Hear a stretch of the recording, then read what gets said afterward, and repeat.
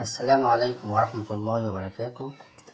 النهاردة وصفة اليوم علاج السعال الجاف في فصل الخريف. الوصفة دي مهمة وضروري لأن اليومين دول طبعا في فعلا سعال جاف شديد بين الشتاء والصيف. وهو عشبة اليوم هي الزعتر.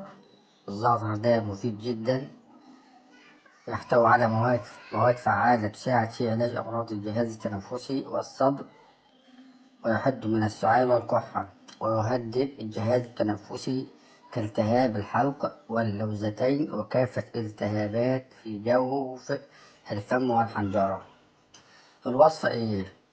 نغلي حفنة من الزعتر في لتر ماء لمدة 5 دقائق، ويضاف للمغلي مباشرة عدة فصوص ثوم مهروس حرصا ناعما، ويغطى الوعاء ونتركه للاستحلاب، يعني يقعد فترة شوية مدة نصف ساعة، ثم يصفى ويؤخذ منه كوبا صباحا وظهرا وقبل النوم، ويستعمل غرغرة أو شراب مثل الشاي.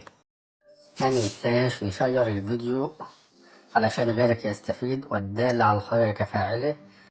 فضلا وليس أمرا، نقول لنا متابعة وإعجاب وشير الفيديو ليصل كل الناس. يلا سلام.